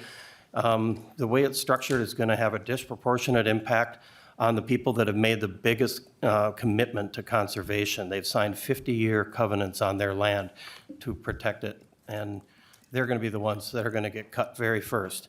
Also, my members, I have members that have about 500,000 acres enrolled in this, and they allow public access. So a lot of folks from down here go up north and recreate. They hunt, they fish, they camp, they snowmobile, they ATV on a lot of these lands. And when they're riding down the trail, they really don't know whose land they're on. They think it's all public, and it's not. It's very highly intermingled. And so if any of these groups got out of the program, it would make it very difficult for those trails to continue to exist. You know, there's 3 ways you can make money off of a big industrial land complex. You can sustainably harvest timber, you can lease out the hunting and recreational rights, or you can sell off the land. Now, those last 2 things that are locked up in the covenant and they can't do, and then in return, they had a promise from the state of Minnesota that they'd get an annual payment to make up for that lost revenue. So if we're going to go through with this massive reduction, and you're talking a 45% reduction in the first year Please and conclude your 40% testimony. in the next, we really should consider having the out clause that was in the original bill and allow those people to get out of the program so that they can pursue other options. Thank you for your time. Thank you. We've got Sheila Vanny next, followed by Kyle Playford. Welcome to the committee. Please introduce yourself and proceed with your testimony. Good morning, Chair Norris and Chairs Gomez and Davids. Sheila Vanny, I'm the Assistant Director with the Minnesota Association of Soil and Water Conservation Districts. SWCDs are special purpose units of local government organized under Minnesota State Statutes, Chapter 103C. Professional conservation staff with direction from locally elected boards work in cooperation with private landowners toward our healthy soil and clean water goals. We are tremendously grateful that SWCD aid was established in Chapter 477A as an efficient and effective way for the state to contribute toward the costs of SWCDs delivering on their statutory obligations. We recognize that there's tough choices being faced by this committee. As this bill moves forward, we ask for there to be consideration for a modest increase in funding for SWCDs for aids payable in 2025 and beyond, so that our work can get closer to keeping pace with inflation and our own rising costs. We appreciate last biennium's increase in state funding to the $15 million level, which allowed our districts to expand projects and technical assistance with private landowners. While this 2-year funding increase was most appreciated, that it goes to $12 million this year and into the future makes it difficult for our districts to continue operations. We came in this session asking for continued funding of $22 million a year, which would be a strong step toward addressing the unmet needs of SWCDs. But in light of fiscal constraints, a modest funding level, continuing the current $15 million into the future, would mean that we could reliably maintain trained and credentialed staff to carry out the important work that we do, tackling much needed work on our woodlands, shorelands, ag lands, wetlands, urban landscapes, and more, and providing significant economic impacts in our communities. And Mr. Chair, I'll just point out that we do have a couple handouts in your packets, and I would hope that members would give some attention to those. Thank you very much for your time and consideration. Great, thank you. We've got Kyle Playford up next and Bradley Peterson on deck. Welcome to the committee. Please introduce yourself and proceed with your testimony. Yes, good morning, Mr. Chair and members of the committee. My name is Kyle Playford, and I am a board member for the Financial Planning Association of Minnesota. The Financial Planning Association of Minnesota is the leading professional organization for financial planners in the state. Our mission is to advance the financial planning profession and support Minnesotans in achieving their financial goals through ethical and competent financial guidance. A warm thank you, first of all, to the members of the committee who have met with the Financial Planning Association to listen to our concerns. Myself and my colleague Alex Pengelly, who is the board president. With the passing of the updated language in the DE amendment removing the sales tax on professional services, the Financial Planning Association withdraws its opposition to the bill and again wishes to thank the authors of the amendment for listening to the concerns that our group and others have raised. So that is my testimony, hopefully under 30 seconds. Great, thank you very much. Appreciate the brevity. Next up is Bradley Peterson. And then on deck, we've got Julie Wishnack. Welcome to the committee. Please introduce yourself and proceed. Thank you, Chair Norris, Chair Gomez, Chair Davids. First off, I want to congratulate you on putting together a pretty good bill. We very much appreciate, or first off, I'm Bradley Peterson here on behalf of the Coalition of Greater Minnesota Cities. We very much appreciate the minimization of impact on local governments. We know that you had a tough road to go. I also want to thank you for the inclusion of provisions related to TIF on housing and economic development for Greater Minnesota. These will help us address our challenges in our communities. We also appreciate the inclusion of some changes to the the housing tax credit that will make it more possible to do workforce housing projects using that tool. The final thing I'd like to address, though, is the issue of local sales taxes, which I know have been a great source of frustration for legislators and cities and counties alike. We've sort of been on this policy roller coaster since at least 2019 in terms of what are the rules of the road when it comes to local sales taxes. In 2023, we had the moratorium. We had a working group that was created at the Department of Revenue. They issued a report. We largely supported the provisions of that report. And so I think we're disappointed to see that we're going to create another task force to address this issue and continue the moratorium. Local sales taxes help communities solve problems. They help communities enhance their infrastructure and the quality of life in their communities. And I think we've been on this journey for quite a while, and I would urge the legislature as we go through the rest of session to please just try to figure it out. It's time. Cities have been waiting. We've had a lot of discussion. It's time to figure it out. Thank you. Thank you. Next, we have Julie Wishnak, followed by Kathy Mahalik. Welcome to the committee. Please introduce yourself and proceed with your testimony. Thank you, chairs and committee members. My name is Julie Wishnak. I'm the Community Development Director for the City of Minnetonka. Thank you for having us today. I'm going to switch gears. I'm going to talk about tax increment for a minute. We are so thankful that it is included in the bill. We're talking about the Opus TIF district. If you're not familiar, 169, 62 Crosstown, the northwest corner of that area. Really, we set up this TIF district to talk about things like promoting development, promoting housing, specifically around light rail improvements in this area. And we also had a lot of road and circulation issues that had to be fixed. And if you've never been to Opus, you will understand why that is an important comment. Basically, we're transforming a 1970s office business park into both office and mixed-use development, including a lot of housing. I think what I'm most proud of during this TIF district, we've been able to build 1,600 units of housing, 40% of which is affordable, which is amazing. And I think that momentum needs to keep going, so that's why this extension is very important. If you ask me why we need this extension, I would use the word timing. That is the issue here. With 16 parcels involved in the tax increment district, it's very hard to coordinate all of the road projects that have to happen, as well as the property owners and the redevelopers that are improving in this area. So we were hopeful that we would also get a 4-year extension. Perhaps we could have more conversation about that with the chairs and the authors of this bill, but we are grateful for the 5-year extension. I'll keep it short. Thank you for the time. Again, we appreciate your support, and I promise if this extension goes forward, we'll make more progress on housing and especially affordability. Thank you very much. Thank you. Next is Kathy Mahalik, followed by Roz Peterson. Welcome to the committee. Please introduce yourself and proceed with your testimony. Good morning, Chair and co-chairs. My name is Kathy Mahelich. I'm the Director of Economic Development at the City of St. Cloud. I want to thank you today and really appreciate your support for 2 tax increment financing items for the City of St. Cloud.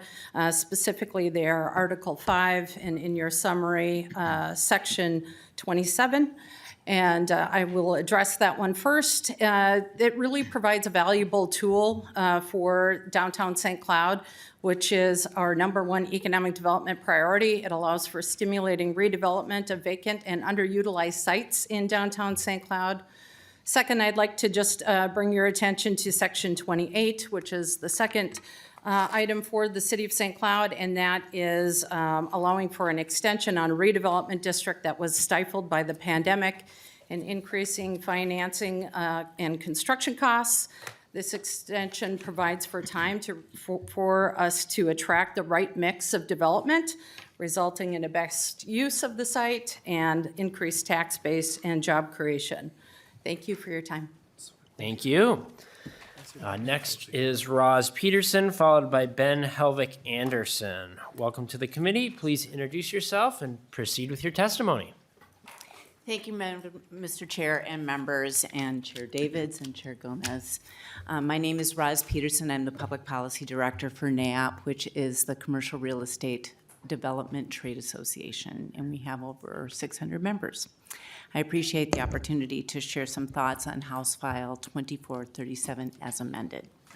First, we want to thank you for the 0 tax increases, and certain sectors such as the office, particularly in the downtown sectors and the central business districts, are struggling. And the higher costs to do business in Minnesota have made things challenging enough. So again, thank you for looking at other options to hit your target. Second, we'd like to share some concerns about creating land value tax districts, or LVT, especially in Minneapolis and St. Paul. A letter highlighting economic, social, and administrative concerns are in your packet. LVT disproportionately impacts long-term owners, disincentivizes preservation and nonprofit use.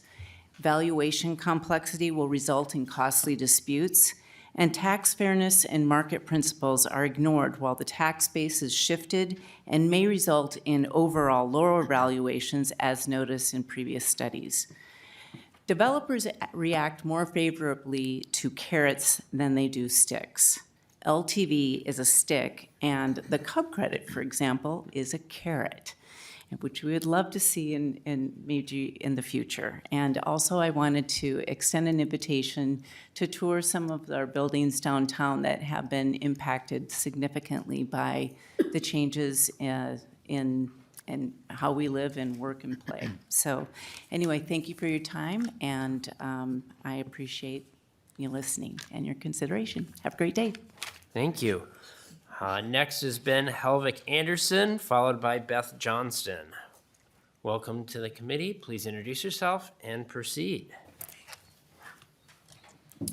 Hello, thank you, Chair Norris, Chair Gomez, and Chair Davids, and committee members. My name is Ben Helvig Anderson, and I'm the Vice President of Policy and Organizing at Beacon Interfaith Housing Collaborative.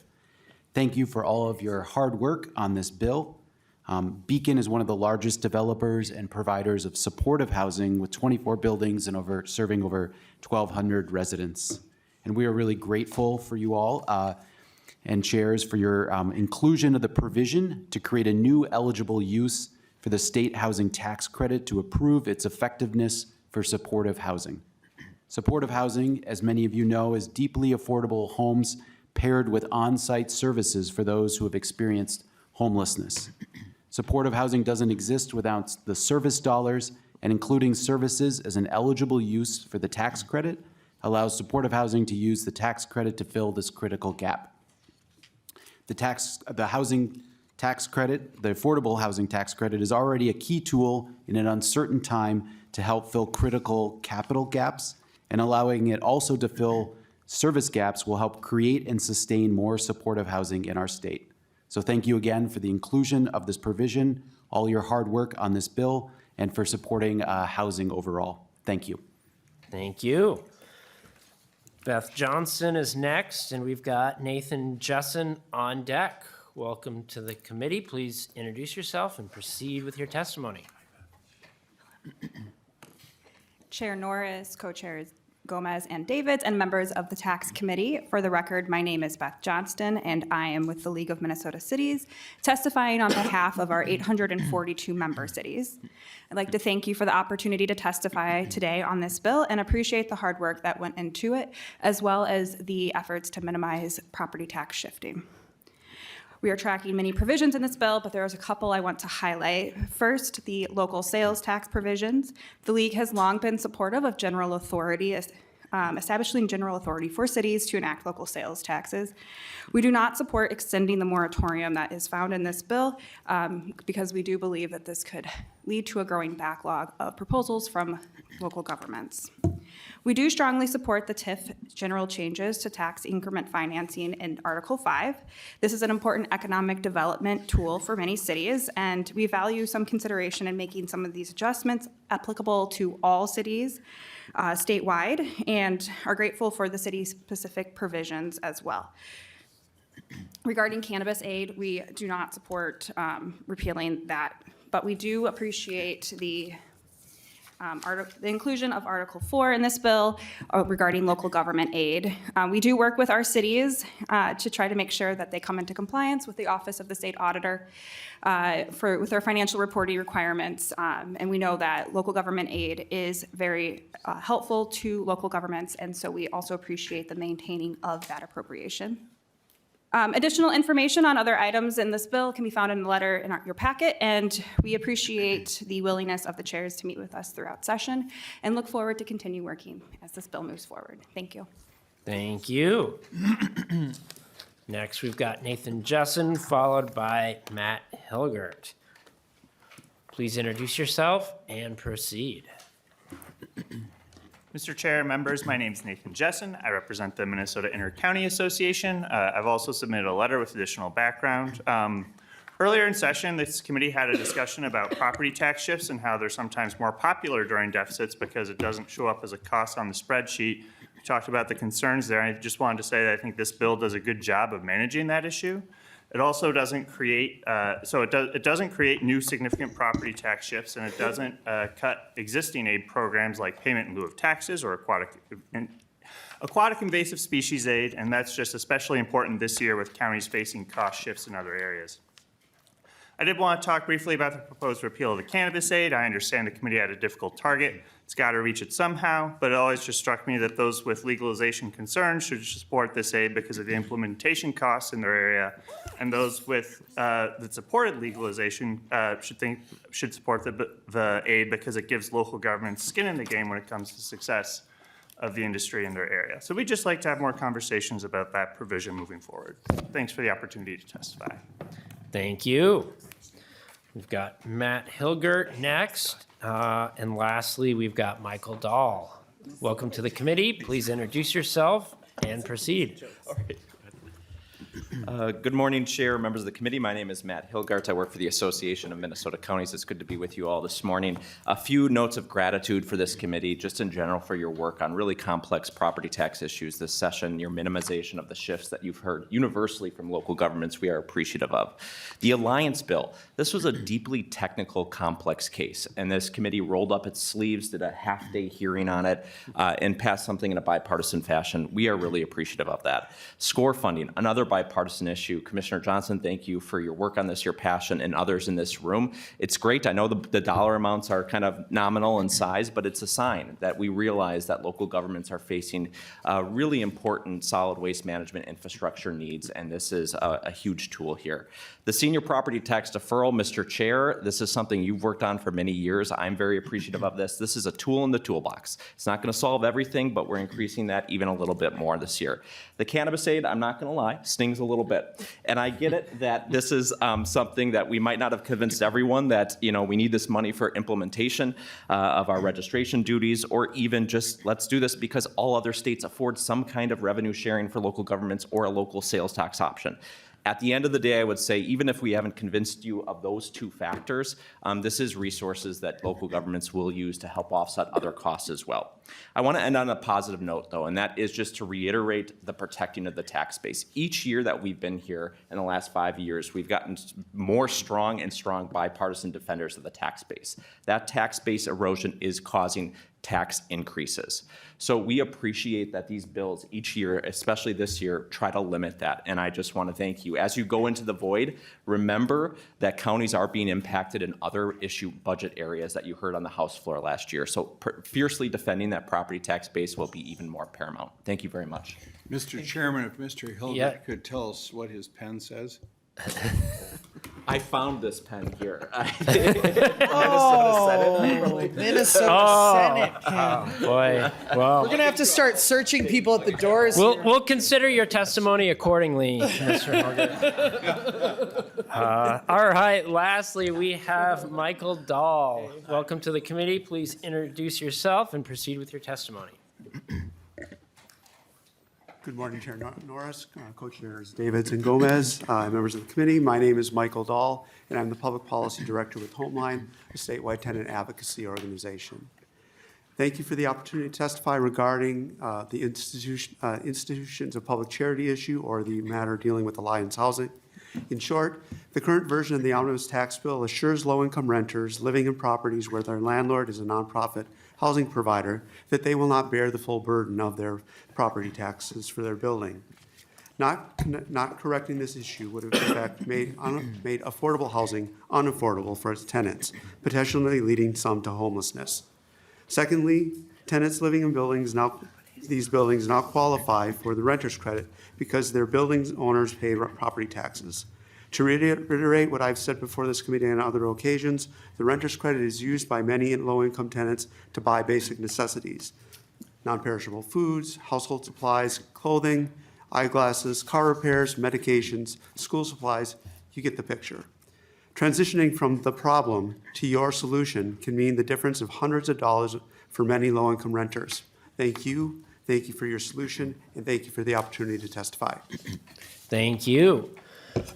Any other members of the public who wish to testify? Yes.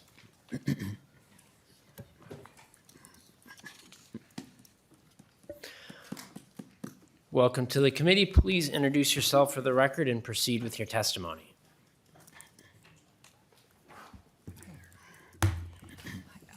Thank you, Mr. Chair. My name is Mary Hartnett, and I'm the Executive Director of Clean Elections Minnesota, a nonpartisan nonprofit organization that works for healthy, inclusive democracy by working to limit the influence of big money in politics. Thank you for the opportunity to testify today. I'm here to thank you for including the political contribution refund program and modernization program, and to continue to fund the program. 90% of candidates for the office use the fund and agree to cap the amount they spend on campaigns. It has broad bipartisan support. The excessive amount of big and dark money flowing to elections is staggering and threatens our democracy. Large majorities across party lines say that big campaign donors and special interests have too much influence on decisions. People in members' own districts, by contrast, are widely viewed as having too little influence. Public financing programs put more power into the hands of everyday voters. This bill will help in a small but important way to offset the imbalance by making the public financing program we have in Minnesota, the PCR, easier to use and voters more engaged in the process, make candidates less dependent on big donors and more accountable to voters. Thank you so much for including it, and thank you again for the opportunity to testify. Great, thank you. All right, with that, we conclude public testimony, and we will move on to member discussion. First up is Representative Hansen. Thank you, Chair, and I just want to say thank you for the committee as the real rookie here, Representative Hewitt. I wanted to just say it's been a great experience, so thank you for that. Thanks for including the baby bonus tax and the drug tax stamp. Chairs, I really appreciate that. Finally put that one to rest. And I did want to make some comments about the local cannabis aid. I think we've heard a lot about that, but I think it's important to understand that the cities do have the opportunity to charge fees, and there really is minimal stuff that the cities and counties have to do. There are 2 sections of law in Chapter 342, and I've personally been liaising between conversations with local business owners and cities that are actually making this much harder than it needs to be. So anybody who works for a city that is curious about why it's so hard, feel free to reach out. I think there's a lot of things we can do to get out of the way and to not suck up as much money as they think it's actually costing them, because there's not as much enforcement as is being presented. So I want to make that really clear, because I do think that is getting a bit off track with the misrepresentation that there's so much that cities have to do. The Office of Cannabis Management stands ready to do the vast amount of enforcement, and locals can help with compliance, obviously, just like they do for alcohol and tobacco today, and they do have that local charge. In terms of their local retail registrations, there's things that are just being, like I said, overcomplicated. So I'm glad that we're doing this. I'm glad that we're putting this back towards the state, and I think it's a good investment on our part. So thank you, chairs, for doing that as well. Thank you. Any other discussion from members? Representative Lee. Great, thank you, Chair. Very quickly, just want to amplify again the reduction in the penalty to provide a renter with a certificate of rent paid, and shifting that over now to a new penalty for failing to provide DOR with a copy of that. And so just having these 2 requirements is really helpful to make sure that the renter's credit program actually works the way it's supposed to. And so want to just amplify that for folks. Thanks. Thank you. Any further discussion? Chair Yuki. Thank you, Mr. Chair, and thank you both chairs for including the ability for cities to transfer excess TIF increment into affordable housing trust funds. We had really great success with the pilot project, and hopefully that you can bring that into conference and keep it in there, and for the income averaging as well. All right. All right, seeing no further members, we're going to go to Chair Davids and Chair Gomez for closing remarks. Chair Davids. Thank you very much, Chair Norris. And I was reading through, and I just want to make sure that Representative Hansen's tax stamps were in there, and I think they are somewhere, right? Just make sure they're in there. That's important, because that was the first bill we heard. And again, I am very thankful for the members of this committee, the department, Commissioner Marquardt, Joanna Bears here every day helping out. And then I'd like to really thank House Research, partisan and nonpartisan both, and House Fiscal. You're wonderful to work with. I want to thank Jacob Cowan, who is very, very helpful to the efforts of this committee. I would really like to thank Chair Joy, Vice Chair Joy, for all of your help, and especially staff pages, and Sam Moyer and Jennifer. Thank you so much. You make this work. Having to put up with me is, you should get hazard pay, I would think. But the exciting thing here right now is we're going to name, now this is not official, both, but I'm going to name the song for this year's tax bill on our side, because I can't name it for your side. If you have another one, we'll certainly entertain that. Mr. Chair, I thought we were doing this in a bipartisan fashion. I thought we were going to have to negotiate the song title. I'm extremely partisan, Mr. Okay, Chair. well, here we go. I'm very partisan, and I really enjoy working with Chair Gomez, Patrick, your committee legislative assistant. Thanks for all that you do. But it's a Beatles song. And I really don't have to change too many words. Not Jefferson Starship. Jane just didn't quite. Miracles.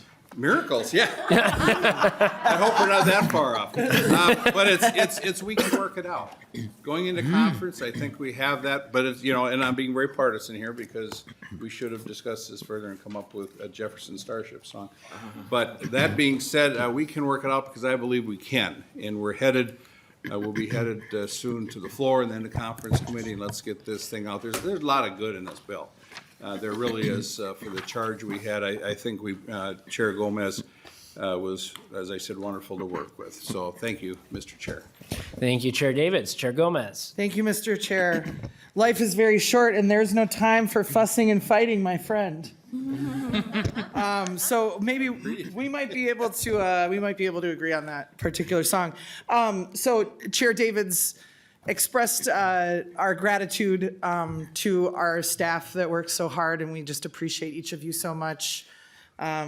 He mentioned our excellent researchers, our fiscal staff, our partisan researchers, Sean and Jacob, our CAs, Patrick and Sam, our CLAs, Jennifer and Shamat, and our pages, Joe and Ciara. We have our revisers, who are our shadow supporters of every single thing that we do here, Maureen Sandy and Evan Powell. Rob Hubbard puts together our session dailies and tries to make us sound really smart in his articles about us. Thank you. Yeah, it's been wonderful, and I really appreciate I'm my vice chair, Chair Norris, and thanks for running this committee so well. And more to come. Well, we're on the first step of long but short, hopefully short journey of getting this into conference and getting it back. So just deep appreciation to everybody for all of your hard work. This is a complex, very important policy area. I always appreciate the substantive and respectful conversations that we're able to have, and thank Chair Davids for making it such a joy to be together 3 days a week for most of session. So thanks, everyone. All right, thank you, Chair Gomez. With that, Chair Davids will renew his motion that House File 2437, the We Can Work It Out tax bill, as amended, be referred to the Ways and Means Committee, and that staff make any technical adjustments necessary to the bill language and to the spreadsheet to reflect the intent of the Taxes Committee. All those in favor say aye. Aye. All those opposed? The motion is adopted, and House File 2437, as amended, is re-referred to the Ways and Means Committee. All right. Next, members, we do have a little more business we have to take care of. We have a couple of vehicle bills that we need to move out. First, Chair Gomez, would you like to move that House File 2257 be re-referred to the Ways and Means Committee? Yes, please, Mr. Chair. All right, Chair Gomez moves House File 2257. This bill received a full hearing in the Taxes Committee earlier this session and deals with the Alliance Minnesota Supreme Court case. The provisions are also included in the 2025 House Taxes Bill that was just re-referred to Ways. Any discussion on the bill? Seeing none. All those in favor say aye. Aye. All those opposed? The motion is adopted, and House File 2257 is re-referred to the Ways and Means Committee. And then lastly, Chair Gomez, would you like to move that House File 2730 be re-referred to the General Register? So moved, Mr. Chair. All right, this bill is the Public Finance Bill that received a full bill hearing in early April. It is also the vehicle bill that hopefully will not be needed. Any member discussion? All right, all those in favor say aye. Aye. All those opposed? The motion is adopted, and House File 2730 is re-referred to the General Register. All right, any final closing remarks, Chair Davids or Chair Gomez? Now, let's go. All right. Let's go. Our next hearing of the Taxes Committee will be the call of the chair, where Chair Davids will have the gavel. And with that, members, we are adjourned.